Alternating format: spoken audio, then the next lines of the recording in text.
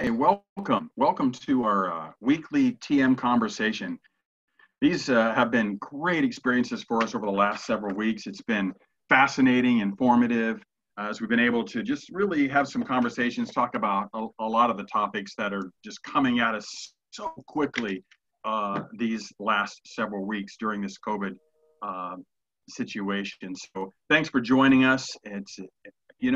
Just want to remind you that every one of these webinars are available after the fact, linked right off of the TM website. So you want to email or text someone and say, "Oh my gosh, you really need to hear what happened," then you can access every single one off of the TM website. So please take advantage of that as an ongoing source.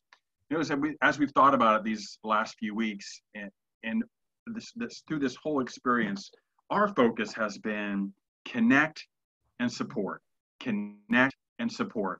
And I've been just thrilled week after week to see our network and our community of leaders do just that with tremendous generosity and availability to connect with one another. So that's what this thing is all about. Throughout this next about hour or so, as we have this conversation, please take advantage of the Q&A option on the bottom of your screen, and we look forward to it. So enough of me. Doug, introduce our guest. We're super excited today for today's conversation, so take it away. Yeah, no, I really am excited to be able to welcome Larry Osborne to this particular conversation. We were going to have a meeting at North Coast. I got that wrong earlier, at North Coast earlier at the end of April, and obviously we haven't been able to do that, but Larry has agreed to come on and be a part of this conversation. And he is just such a wise pastor and a mentor to so many of us. So he's been at North Coast for, a long time right now. The church has grown from about 50 people, I think, when he first went there, to 13,000 today. They have 7 campuses that are scattered kind of in that Oceanside, Vista, Carlsbad area, some microsites. I think the thing that so many of us appreciate about Larry is the legacy that he's left on a couple of different fronts. And we think of sermon-based questions. They may not have been original with North Coast, but so many of us have found those to be so helpful. And then I think team teaching, when he brought Chris Brown on and really began to elevate Chris and platform Chris. And today, I guess there's a third pastor who's part of the teaching team. I just saw him for the first time when I went on the website, Christopher Hilkin. But Larry, thank you so much for being a part of this. And one of the things, just in addition to the great leadership that he provides and the wisdom that he drips, is his availability. And I think, unlike so many pastors of large ministries, Larry has really made himself available in so many different ways to other leaders. And we just so appreciate that and so appreciate your willingness to be with us today. So one of my questions for you, Larry, and this is not on the list of questions, and incidentally, the questions that Willie and I are going to begin asking Larry have been submitted by our TM pastors. And so we're just going to be kind of sharing those. But you've got some great titles for your books: and Accidental Pharisees and Contrarian Guide to Knowing God, 10 Dumb Things Smart Christians Believe. I want to know, are you responsible for that, or do you have an editor who works with you to say, hey, here's a really good title?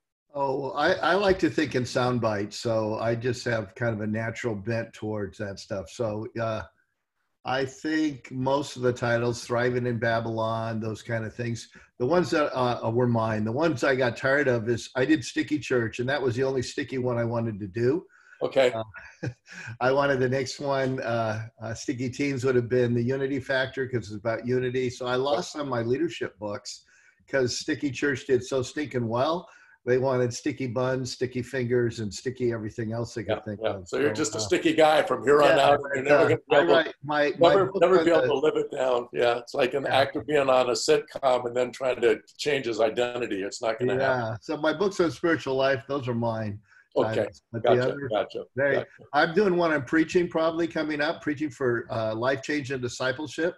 Okay. which I'd like the title to be, but I pretty much guarantee it's going to come out as sticky preaching. Sticky preaching, yeah. Well, we'll be interested to see how that one grabs and holds us. So it ought to be good. Hey, question that came from one of our pastors. So what observations would you make about the church, and that's Big C Church, during the pandemic? How do you think the church has done during this time?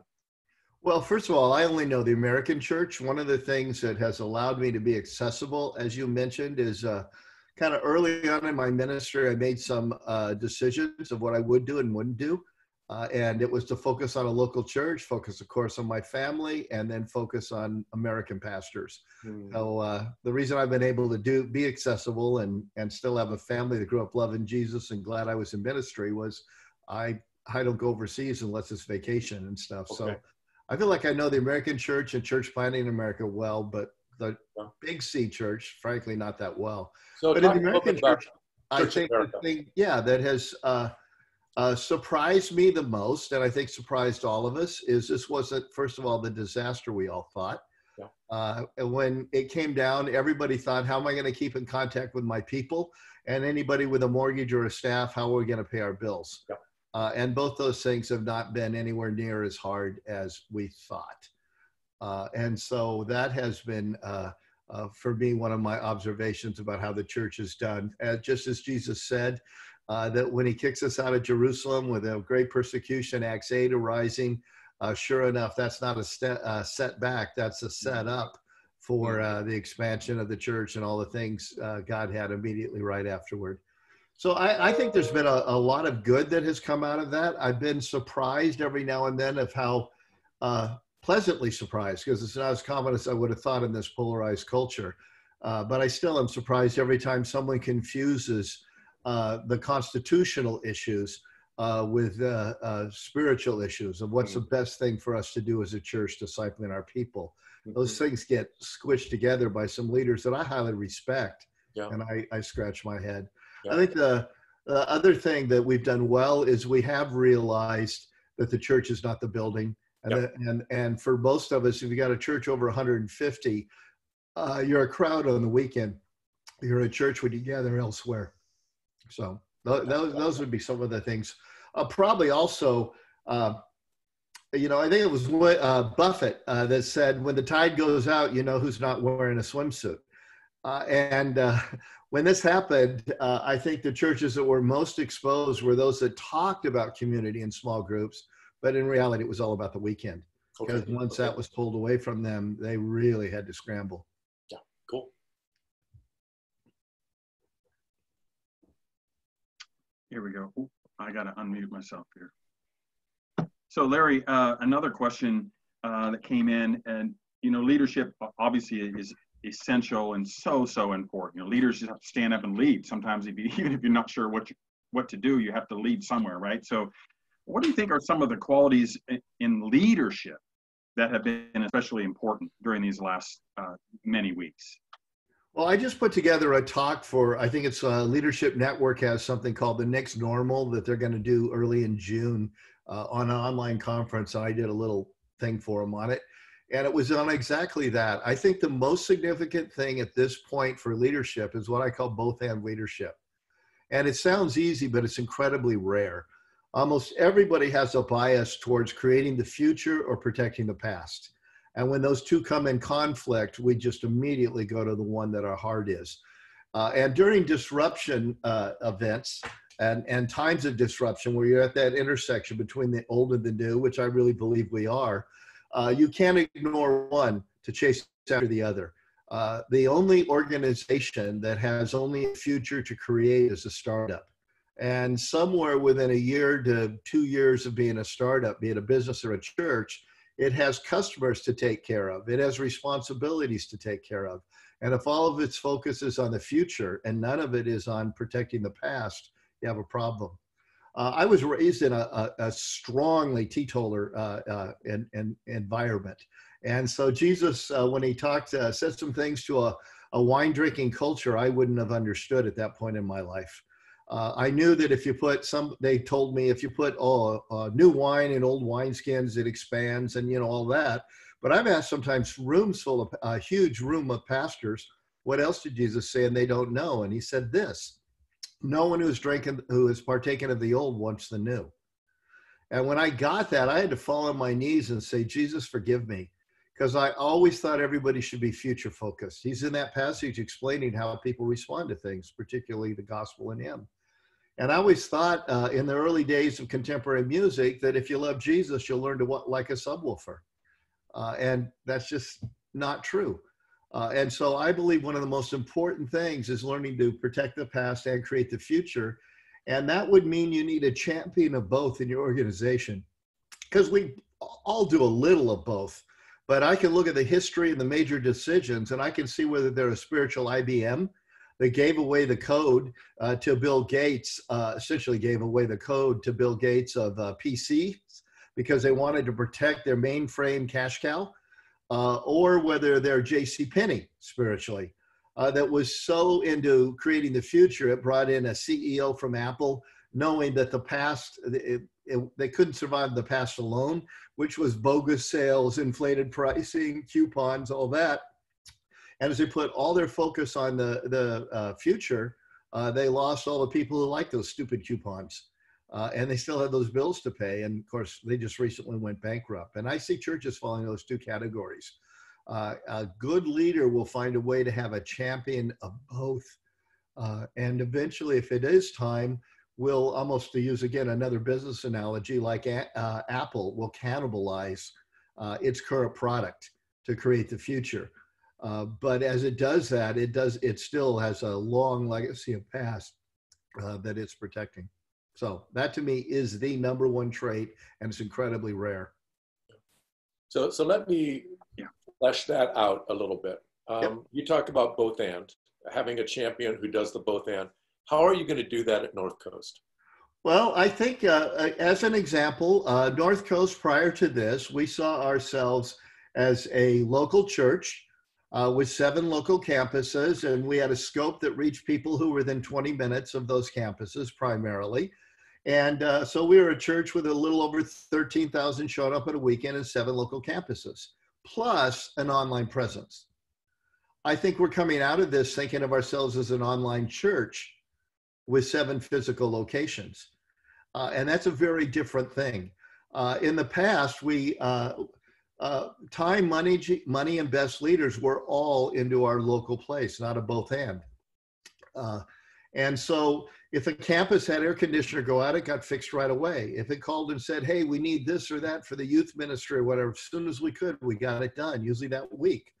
But if the tech team came and said, you know, we really need to upgrade a better switcher so that we can do a better job on our online messages and the stuff we put out, we go, well, maybe let's think about it. And primarily, I think most churches put big L leaders in startups they wanted to grow, campuses or the church or a men's ministry, youth ministry, whatever. But we put shepherds in our online ministries. Somebody who would shepherd the people that were online. And we saw them as a secondary congregation. We didn't put someone there who woke up and would wake up thinking, how do I triple this? How do I do this? How do I do that? So that'd be a really practical example. I think coming out of this, the churches that are going to come out the strongest are going to have a both and ministry.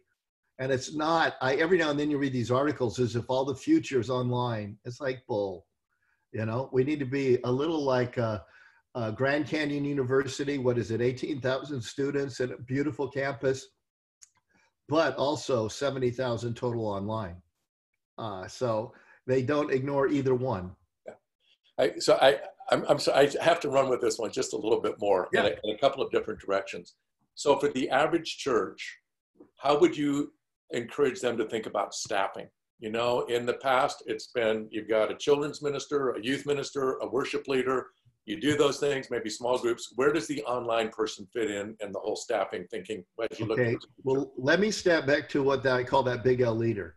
Okay. A big L leader builds things, a shepherd maintains things, and the body of Christ needs both and needs far more shepherds than leaders. So I don't want to elevate a leader. I just want the right person in the right place. Yeah. Having said that, there's another trait of a big L leader. They have the Tom Sawyer gift. They can get other people to paint the fence and thank them for it. Okay. And so I think we're going to have to pay the dollars to get online focus and technology and all that that's quality, but we want leaders. We don't want a doer who keeps saying, well, if you'll hire me one more. We want someone who will mobilize people that are part of the priesthood of believers to use their gifts. We want to be a church for Monday, not just a church for the weekend. So I think the church is going to have to hire somebody, whether they outsource it or not, who's really good at it. But they're probably going to have somebody in-house who can raise up all those junior hires who are amazing with graphics and rendering and all of that, and raise up people who have a job in the marketplace in this area and use them more rather than reinventing the wheel. So I think that's where it'll show up. And a small church can do that. Okay. Yeah, cool. Absolutely. So Willie, Larry, I've gone off script here a little bit. I don't know, well, you know what you may want to... I didn't read the questions ahead of time. But I just wanted to, and I have another question on that, but I don't want to. So Willie, go ahead. No, go right ahead. No, go ahead. Yeah, no. Okay, so just one other question then, Larry. I listened to a different webinar that you had with someone else, or it was some kind of an interview that happened during this whole crisis. And you mentioned that in the second week, what you did was to say, what is it that our people need? Yes. And at that point, you said they need to know the church is still here. In the fourth week, you asked the question, what would a good online service look like? And you changed the services that you had been doing so that it was a great online experience. Moving ahead with the both and in mind, how do you have a great worship experience that's physically, for the physical group that gathers, and a great online experience, because you've learned that they're different. Totally different. First of all, that's where different churches will be able to do different things. When I first came to North Coast Church and it was a church plant, I couldn't offer anything close to what the other churches in town offered. But there was one thing Nancy and I could offer, and that was us. You could visit our church and we'd take you out to lunch or whatever. So accessibility was that. And then later on, now that we're such a large church, I have resources to do different things that I couldn't have done back then. Okay. So what I would say right now is some churches will not be able to offer both things.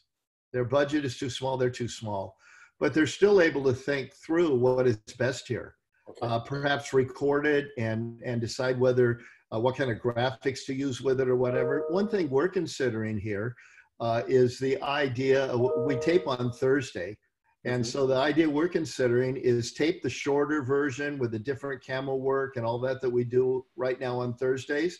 And then having our first service live and live feed to the campuses on Saturday, because the campus experience, you don't want that. You want more of the full body and the sense that you're present. So we're talking about that. Right now, Chris Brown is our lead pastor at North Coast. I'm 1B, if you will. Okay. And so we passed that baton a couple of years ago. And so he's really leading the charge on that we're all discussing.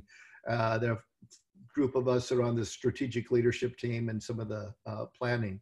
So I don't know exactly how we're going to end up doing it, but that is on the table right now to just add. We've wanted to have a Thursday night service, and you'd be coming to like a studio event, like you do to 700 Club or something, and you'd watch us film what's best for it. I realize not everybody can do that, but they still can think, okay, how do we take this and as quickly as possible, make the changes? Find my strength. Software, you can do incredible stuff. Yeah. So find your strength and then think both and. Mm-hmm. Yeah, cool. A very simple one was use 2 cameras. Because online, when we have a campus, we don't want multiple shots because we don't want to remind you you're not in the room. People just forget in a minute or two, they're not in the room. But all you'd have to do is use 2 shots that are mixed and put that online. And even that would add more energy and be more appropriate for an online service. Yeah, just to, again, piggyback on that a little bit, a question came in about additional online. I think you were talking a little bit about that, Larry, adding more or different. I'm listening to you, and are you saying or thinking adding the online experience in different time slots? Like way back in the old days, multiple services, well, here's what we multiple would do. opportunities. yeah, here's what we would do. Description, not prescription, and people can take it for them. But for instance, online, not only does the shot need to be closer, does the energy of shifting, does the sermon need to be shorter? All those things are true. But worship sucks online. Let's be honest. We got a few outliers who are saying, oh, I wish we had more worship, but people don't sing to a screen unless they're musical, you know? And so we know from analytics, they fast forward through it. So we would record, as we're doing now, more of a song performance-y thing, 1 or 2 songs kind of at the most. And then we would just use other things to say, how do we make it more online focused? And that's what we'd do. But yeah, it'd be kind of 2 completely different experiences. Okay, yeah, Doug, go ahead. I'm going to jump on this next question about the regathering deal, the regathering question, right? So, so many of us, Larry, listened and appreciated, you know, a video you talked about regathering, and you know, it was quoted to me several times even today. You know, if you come back, what are you coming back to? Right? You kind of said that, the quality, children, worship, and so on. Mm-hmm. So, you know, especially here on the West Coast, across the country, but here in the West, President made a pronouncement or a push. Our own governor has issued some, in California, has issued some standards and so on. What are you thinking about that this week? Well, we still think they suck. And if anybody wants to see how we communicate it to the congregation, they could go online, because Chris Brown, at the beginning of the message, you'd also get a chance to see Christopher Hilken, our third preacher, is just really gifted. But at the beginning of it, Chris Brown did a thing to our congregation saying nothing's changed. It's all the same. We're going to gather together when it's a good experience. What has changed is we are going to be quicker to have watch parties and stuff for those who like that, because we'll do it. But right now, we'd still be restricted to 100 people 100 miles apart. And we don't see any real value to that. And the zillions of services we'd have to accommodate the people. My guess is, going forward, that at some point when we feel it's not just the worst experience ever, we will do something along these lines. We will provide a Sunday service, socially distanced, at 9 or 11 or, you know, whatever, or those 2 times. And we will announce it along these lines. Hey, we know some of you, it's just so important to come to the building. We've always taught you church isn't the building. You know that we said we're not going to try to gather together until it's a better experience than online. But we know for some of you, it's kind of crossed that point. And so what we're going to do is we're going to have a service. But here, we want to warn you, it's socially distanced with this. The kids have to be in with this and that. And then whether it's Chris or me, it'll probably be Chris with a little kind of a wink. We'll say, and by the way, except for the weeks I'm preaching, I'm not going to it. I don't think it sounds very good. So we would not devalue the people, and we would undercut it on purpose, but we would still be reaching those people who that kind of protect the past, and honoring those people who think that's really important. But the truth is, any of our listeners, of you guys and gals that are tuned in right now, you know that the churches that have opened have had dismal attendance, and mostly dismal experience outside of the people who love getting together. So Larry, one of the questions that just came in on the Q&A is, and I don't live in California, so for those of you who are suffering there, you can move to Nevada where it's a little freer at that point. But the question came in about churches that have less than 100 people, because evidently the governor has said that they could gather in some kind of context. Is North Coast planning any kind of regathering with groups of less than 100 people, kind of physically? Again, more watch parties. Only one of our campuses would, even that was over 100, but it was like 120, 100, and I think 70 is the highest it got. So between 2 services, it could pull that off. And again, if the experience is better, we will. Yep. So if you got a church that everybody knows everybody, by that I mean they're not acquaintances, they're community. Because in the world of acquaintances, what happens is you go, man, I recognize your face, but I don't know your name. In a community, you know your name, the spouse's name, and maybe the dog. In an acquaintance world, you say, how you doing? Which means I see you. I'm not really asking. And you say, fine, even though you're starting chemo tomorrow. Right. In a community, you say, wow, man, or they say, I'm praying for you. So if a church in those early stages has those kind of relationships, then I would think probably getting together, even at social distancing's a cool thing. That's how it is with my family. My kids all live here and go to North Coast campuses, and we're following the social distancing stuff because my wife had cancer and is compromised in her immune system. So yeah, and it's a good experience for us. Let me say, just as an observation, having been at a couple of events where people know each other pretty well, social distancing is very difficult to pull off. They just kind of move right through it. I think in the store is one thing. When you're at a gathering, it's something very, very different. So, hey, we're going to take a break, but it kind of follows what we've been talking about with the regathering, because last week on the TM conversation, we took a poll, and we, in light of everything that's changing, wanted to take the same poll again. So we're going to put that poll question up right now, and it has to do with when you as a church plan to regather or how you plan to regather. And we're just letting you respond to that, and then we're going to do a comparison. While you take some, just a few seconds to respond to that, I know Willie has some things that he wants to share with you, and then we'll come back to the poll.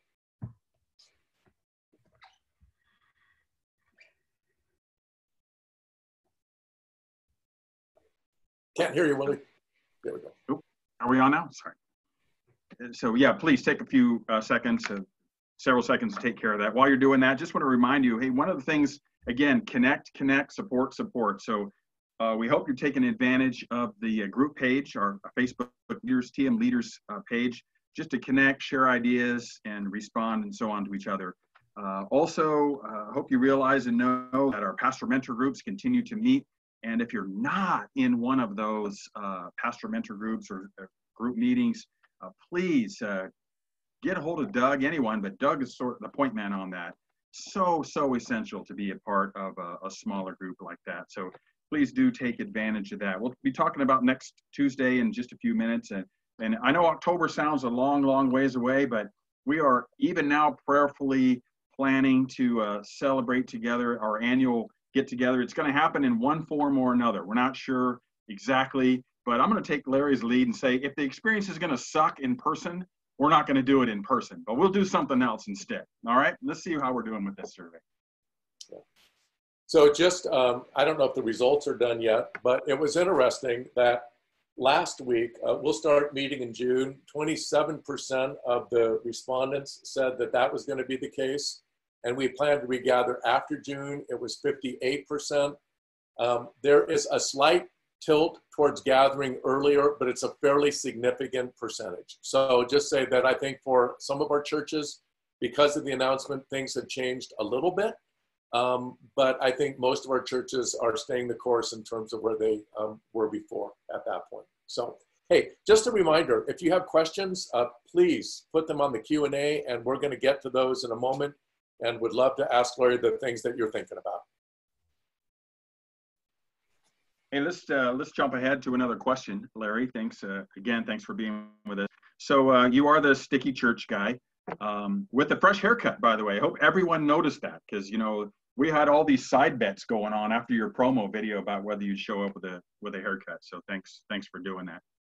But anyway, a lot of us know you as the sticky church guy, and it's such an important concept. So thinking about churches with all these virtual viewers, how is it that churches need to go after discipling people who are virtual viewers at this point? So how can a virtual church become the sticky church? Okay. Forgive the phone call in the back. It's for the security system, I have to have a phone, and it's always private party trying to sell me something, right? You know how that is. So it'll ring and go off in just a second. So shut up. Well, I think one of the things we have to realize is sometimes we can't do everything perfectly, but we've got to figure out what's good enough. I mean, if you have a prison ministry, that's not the ideal way to disciple people. We can be idealists. I can't do it perfect. I won't do it. But like, hey, man, we'll take what we can get. So I think in this environment, real discipleship, we've turned it into like making super Christians or something. A discipleship ministry in the average church is finding Christians and making them better Christians. Whereas the word in the New Testament means finding non-followers and making them followers, from Saki all the way to the Apostle Paul. I still stretch on, more obedience to do, as he's writing scripture. And so if that's what it is, discipleship needs two ingredients to make it. One is information, which we know can come all kinds of ways. We kept having this idea it's got to be in the church, from a pulpit, on a stage. And people would even, I love the early video venue days, people would criticize in writing that you can't communicate to people you're not with. It's like, you've never met the people who are reading this article, you know, or your book. So information can come, we can do just as well if we will do it right. The bigger thing is finding ways of community. And what we need to do is make as much community as we can. So I'm coming out with, I did a couple pop-up Zooms last week, and then just like the one on Don't Gather Together, I'm coming out with later this week, something called Why the Old Metrics Don't Work. And I'll talk about the new ones we need. But when we need more than eyeballs when we do metrics. We need to ask a question, where are these IP addresses coming from?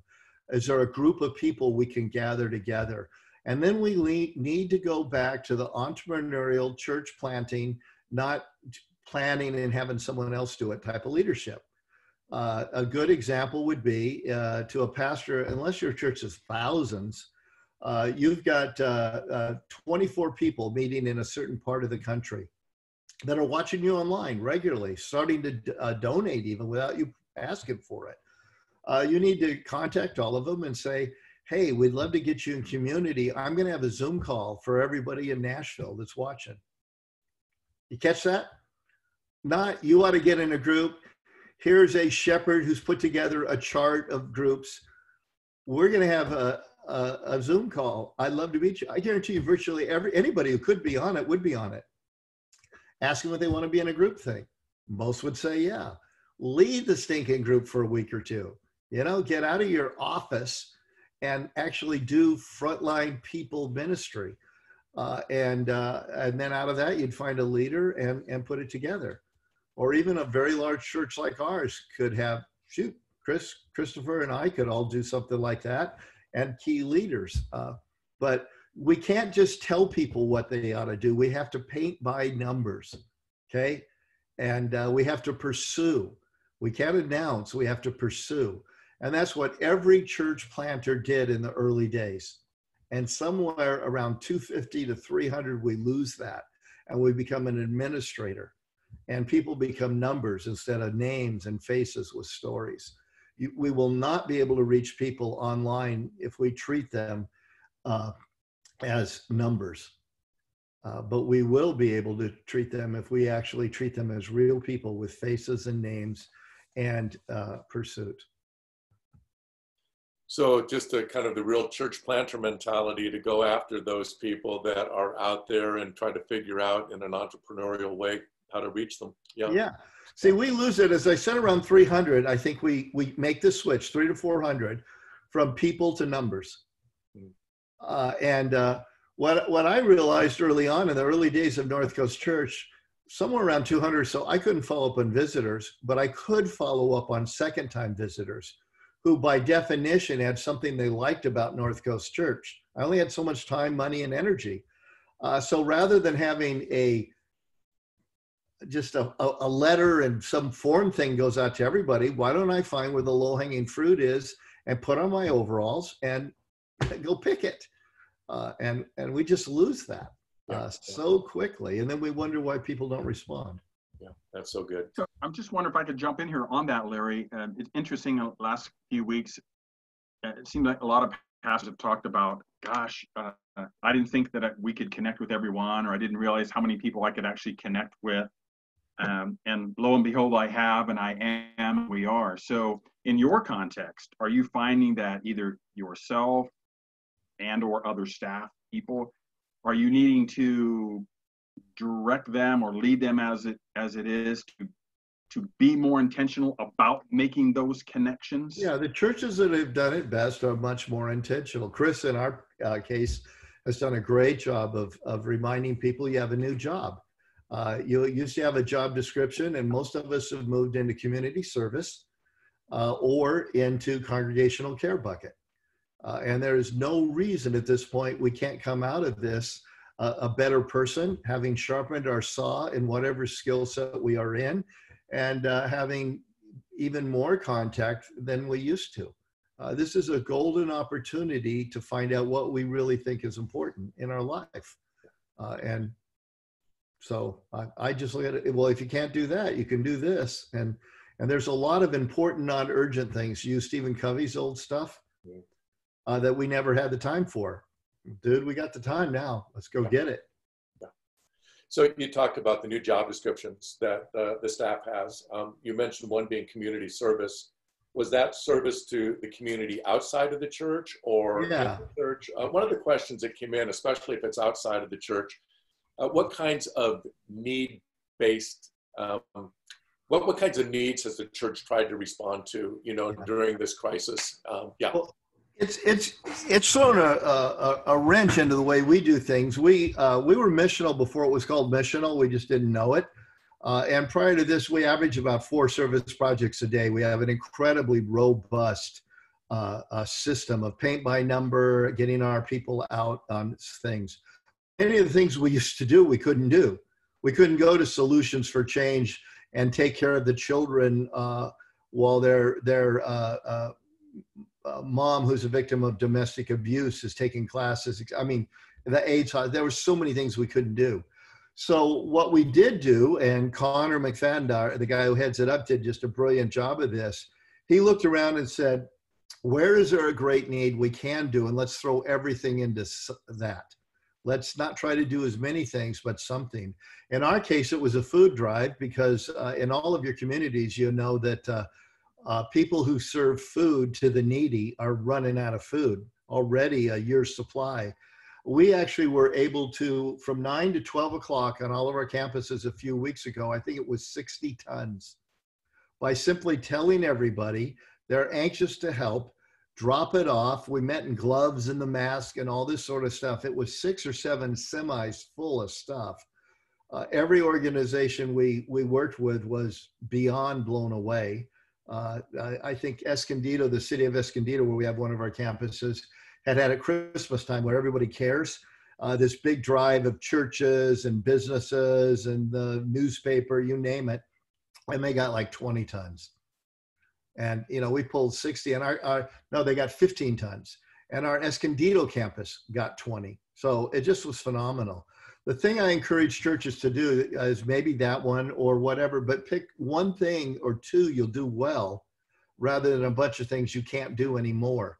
I know I do some coaching for some pastors, and one of my clients was concerned, what do we need to do more? I said, well, tell me what you're doing. At the end, I'm laughing. I go, dude, you ought to be consulting people. All they did was take restaurants. And every week they had a restaurant, and they told their people, not that big a church, we want you to go eat there this week, do takeout, and tell them you're from Journey Church and you just want to bless them because you know they have need. Well, they had a restaurant a week, people getting involved, excited, the tilt that created in the community of these owners who thought, why would a church do this for me? So that the principle is find something and do it well. Be In-N-Out Burger with a limited menu, not Jack in the Box with funny commercials, big menu, and no line. That's great. Hey, so Larry, churches are not able to do quite a few things these past couple of months, clearly. Are there things already that you're seeing that you would suggest churches not pick up and do again when we're able to come back? Don't do it again. Yeah, I think there's a lot of those things we do. I call it mission creep. And what happens is we start out with a mission, but after a while, we don't judge it by whether it's doing the mission. We judge it by whether attendance is growing. I would say a lot of the things we do for the community, we've switched the target because the arrows are landing here. So we moved our target over there. There's a lot of camping sort of things. There's a lot of youth things. There's vacation Bible school things. There's all of these things we do. And the idea, we're getting the gospel out to young children. and we're touching families who are going to come for like a weekend thing, and maybe they'll come to Jesus and come to church. And in reality, it's just a system all the homeschoolers have figured out to get cheap care for their kids that week. And you go and you say, where's the fruit in the last 10 years of people who came to know Jesus or came to our church? 0 or 2. And that same time, money, and energy used elsewhere would be pretty powerful. And I think every church has those legacy things that at one point was tried or at one point actually worked, and now has a fan club. So therefore, it just keeps going because of that. And I think it's probably different in every church. So how do you have We've that got conversation? a few, I won't name them because... Yeah. Really? Come on. But here's where this is a great opportunity. It is so much better to not bring something back than to kill it off. Well, that's the thing. Maybe we have an opportunity now, right? So what is the filter that you run these things through, the sieve or something, to not bring them back? Is it a mission? Very simple. Thing? Evangelism? What is it? Well, mission is what you're comparing it, but there's a simple question. If we didn't have it, would we start it? Okay. It's as simple as that. You know, if we weren't doing, like, that's why we don't do a lot of things other churches do, because we constantly are asking the question, if we didn't have it already, would we start it? And there's a bunch of stuff churches have done forever. We don't. I mean, we don't provide holiday entertainment for the community because we learned early on that they come that weekend, and if the show's really good, they'll come next Christmas Eve. But they don't show up in January. So we go, well, we'll let all the other churches do that. We'll just have a crappy little thing to get people off our back. Our people will all go somewhere else on Christmas Eve, and they'll all be back the first Sunday in January. And we saved a whole lot of time, money, and energy. We do that for all kinds of things. Yeah. So you're pretty relentless in terms of assessing stuff against your mission, in terms of, is it bringing people to Christ? Is it bringing people back into the church? And if not, but you have to be people focused, because if you do this only future focused, you're going to take a machete to things that still have a life. Okay. And if you really have a heart of a shepherd, there's nothing wrong with doing some things simply because people are used to it, they love it, whatever. We need to honor people. If we become so missional that people don't matter to us anymore, or the only congregation that matters is the one we're trying to reach, not the one we have, we're not really a pastor anymore. So that's why I started with those words of Jesus. You don't want to be ruthless with this stuff, but you also don't want to suck away serious time, money, and energy on stuff that doesn't work. Okay. So that what you just said is huge. And, to have the heart of a shepherd and be able to see where people are at, while at the same time keeping everything on mission.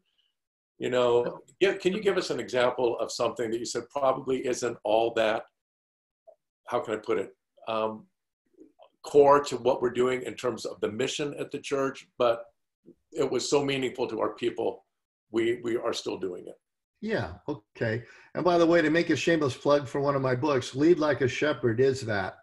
It was the book in which I tried to say, how are you an assertive, mission-focused leader, but at the same time, as Peter says, shepherding the flock among you, not falling in love with the flock you want to get one day. Okay. But our traditions service is a good example of that. We have the multiple venues, and we have something called Traditions on our main campus, because the people who planted North Coast Church still matter.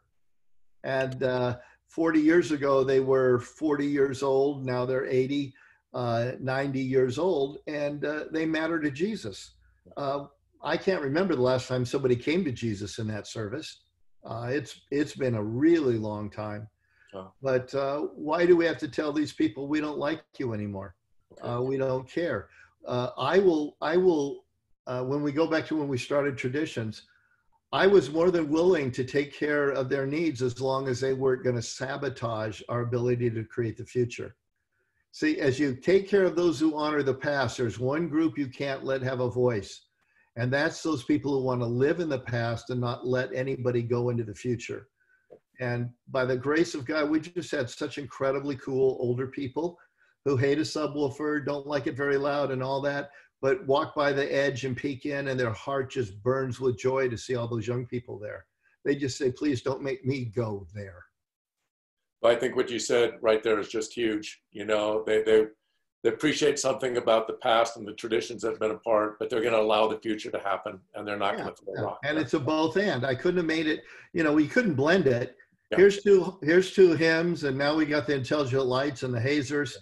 You know, I always said a blended service is a great way to make sure nobody's happy. Yeah. Just a question that has come in about caring for staff during this season. Have there been any unique things that the church has done to try to care for staff? And maybe kind of on the shadow side of that, has there been concerns about the accountability of staff doing their work, you know, since they have been working from home? Each campus pastor has watched carefully over their staff. Chris Brown has taken that upon himself. You know, that's more his role than mine in this. I'm teaching and leading part of the strategic leadership team. So I think Chris has done a fabulous job of making sure he's in contact with the various groups that are on our Vista campus. Plus we have a Vista campus pastor. So we're taking care of staff, saying, are you taking care of your people? Campus pastor, you taking care of your staff? How about your key volunteers? How about your key donors? How about your key small group leaders? How about, and making sure that's done. And that's just a matter of time, which we all have. On the accountability question, we try to hire people that you have to pull back, not people you have to light a fire under. Yeah. And, you know, we hire people to do a job, not to put in hours. Yep. If you're the receptionist, yeah, you have to be there the hours it's open. If you're part of facilities, you have to be there but on most jobs, it's a job to do. And if you can do it in 5 hours, more power to you. If it takes you 45 hours, well, I'm sorry, you're in the slow group. But at that point, we don't worry a lot about accountability, because when you do that, you get a watchdog mindset on top. Yeah. And there's nothing worse to the morale of a team when either HR, accounting, or in a smaller church, the head pastor is seen as someone who's trying to catch you doing something. Okay, so we would focus on how come you didn't do what you were supposed to do, not why were you napping all day? Because if you did what you're supposed to do, it's great. Good. By the way, let me add something. The watchdog supervisor role is a morale killer in every environment, and all the pastors on this call, you know that when your board is at its worst is when it's got its watchdog hat on to make sure nobody gets away with an extra day of vacation, instead of how can we help you fulfill your calling and our mission.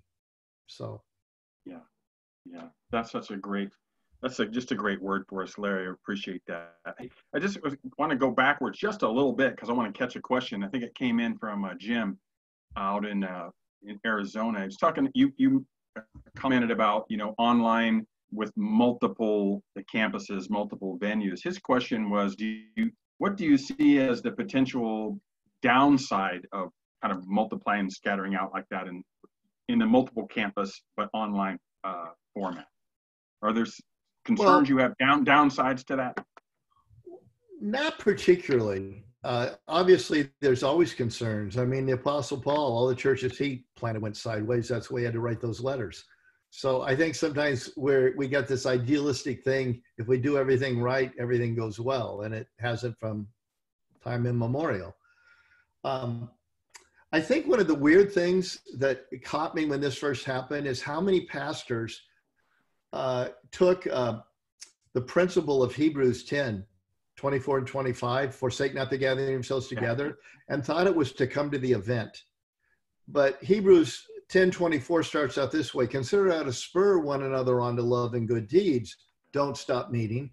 And the environment that was given to was a non-mobile culture in which it was all house churches, because you're going to be small. Any of you here with us today who've been to the Holy Land, I'm sure you were shocked as I was when you see that first synagogue, how tiny it is. Things were tiny. It was Mayberry, USA. Everybody knew everybody's business. And I love the fact we can have campuses, big buildings, lots of services and all that, because the big buildings, big gatherings allow me to reach more people with a better experience that creates easier come and see evangelism. but it's not the church. And so I just don't see a downside of small little gatherings. Until mobility came into our culture, that's all most churches were, just a small handful. And then in urban areas, you'd have a Spurgeon show up or somebody with, one of the first mega churches or whatever. But mostly, most of your you guys originally were American Baptist, right? In roots, yeah. So all the constitutions and bylaws were written for churches of 120 neighborhood little groups, and so I don't see a particular downside in that structure. If you took away large group gatherings, I would be disappointed. I love them; they have some very good fruit, but it's not the church. It's not the church. Is there then a way, Larry? I mean, is there a culture then that needs to be set so that in these smaller groups, and they need to share the same culture, the mission or something, don't they? I mean, what keeps them together? Well, again, ideally, but like I said, a prison ministry, I can't do everything I'd want to do, but I'm still going to bring the gospel. And so my goal with people online is, first of all, let's understand most people double and triple dip. And we used to act like we own people, and you're being a traitor if you go over to XYZ church on Sunday night for this. And that is so damnable and right out of the pit. We are nothing more than elective Sunday school classes in his great church in our community. And we're tiny little castles in his kingdom. And we've got to change our leadership mindset that we own people instead of we're privileged to serve them. Starbucks doesn't care if I quit going to this one and start going to that one. Now, the manager of this one cares. But Starbucks doesn't care, and they don't care when I start going to Seattle's Best because they own that too. And if only we had that mindset. And so if I can't get people into a community, I'm going to tell them, find a local church. And let's say one of our strengths is as a teaching church. Every church has its strengths. So we often hear, I can't find teaching like I got at North Coast. We go, great, well then keep listening to us. But find fellowship better than you're going to get from 1,000 miles away, and find a chance to serve better than you're going to get. And let's link hands and be in this thing together. And so I think that mindset has to change with us, thinking, though, we're only going to serve when we can do everything. And we can control the environment. I know that our time is almost over and Willie's going to wrap it up, but maybe one question, Larry, that's come in on the Q&A. In addition to obviously sermons, the worship, and groups, small groups, is there other kind of content that we can put online in a helpful way, in your mind? Well, children's things and all that. And again, that has to do with your ability. Can you do it well, or are you better off pointing to something else that's already been done? I do think as we move it in the new world, we have to realize people are going to be busy again. And we don't want to provide too much stuff. We want to provide connection. We definitely want metrics, like I was talking about briefly. We have to figure out the metrics that know the difference between eyeballs and engagement. With limited time, money, and energy, focus on those where we can have engagement and really be some part of iron sharpening iron. It's going to be hard to do evangelism and really know, because the step of communicating it is there's friction, one more step to go through. But again, most people come to the Lord slowly anyway, 4 to 7 significant steps in their life before they really go, I'm all in. Yeah. I'm always amazed in the Gospels. Jesus did not walk up to strangers and say, come and follow me. When he said, come and follow me, it was an informed decision of people who had heard of him, watched him, seen him, and then they dropped it all. So maybe we're just part of the process. That's okay. If I can be the whole process, I want to do it. Yeah. Yeah. Hey, so, we, again, Larry, thank you so much for your time.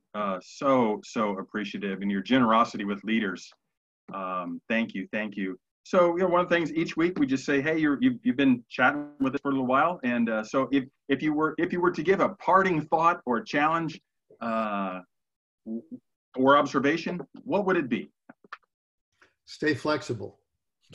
You asked earlier about the kind of leadership needed in this time. And you need leadership that has a direction, but it's got to be a game plan, not a blueprint.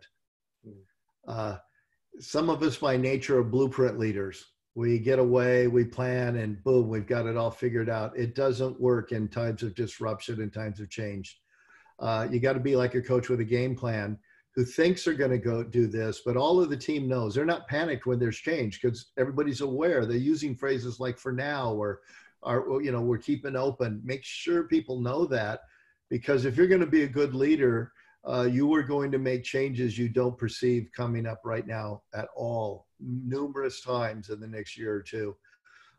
There's a whole bunch of stuff. If we had more time, I could give you that. Had you asked me 4 months ago, I would have said, I don't think so. Nope, that won't work. Nope, that's a bad idea. And now I'm going, oh, that's a good idea. I think it was Bezos that's credited with saying the people who are right most of the time are people who change their mind a lot. Oh. Fascinating, fascinating. So I'm going to ask you, Larry, continue to give it some thought and like write a blog or do a something somewhere that we can have access to, because I'm fascinated by your both and concept, right? Because I think as leaders, all of us tend to be one or the other, right? You talked about that. We're either the blueprint guy or we're the, this. And so, and maybe that's a shifting balance, but I'm fascinated by that. Clearly you're correct. So write about it and put it somewhere so we can get back to it. I actually have written some about it. I can tell people 2 places to get it. Great, please. In Sticky Leaders, which came out as a crossover book of business called Innovation's Dirty Little Secret. But pastors, business people bought it, but pastors think more about change than innovation, and they don't buy hardcovers. So it came out, 10 sentences were changed. Ones that talked about innovation say change and innovation, that's all. But it's called Sticky Leaders, and it's really about change and innovation, and it walks through that kind of process. And then that's a part of my little 9-minute or 10-minute thing that I've got on Leadership Network's Next Normal that's coming up, I think, June 2nd. Super. Yeah. So, and I'll probably do another one of those things like I did Don't Reopen Until. That thing just blew up. It's like over 40,000 views. It's like, it's gold, Larry. Keep that stuff up, and we'll keep pushing it out to our leaders. And I think every day is a different day. We're trying to do the best thing we can do and be found faithful, right? So that's what we're really trying to do. So again, we want to thank you. And if you're tuned in, just remind you next Tuesday, Lord willing, we'll plan to be back for another TM conversation. And an area, if you're not thinking about this, you better, and that is, what are we going to do with children's ministry? So our topic next week is effective children's ministry. And our panelists, our experts, guests are Amy Hall from Beach Point, and Pastor Amy Hall from Beach Point Church, and the director, Lauren Johnson from Grace Church in Las Vegas, and director Jennifer Enriquez from Christ First in Covina. So 3 leaders that are really thinking creatively and taking care of business with effective church ministry. So it's one of the really, really important things that we have to think about before we open, but even if we're going to reopen, when we're going to reopen, but even now, what can we do to minister effectively to children? So thanks for being a part of our conversation. Larry, thank you again. Doug, thank you. God bless you, leaders. Thanks for your faithfulness. Thank you. Thank you.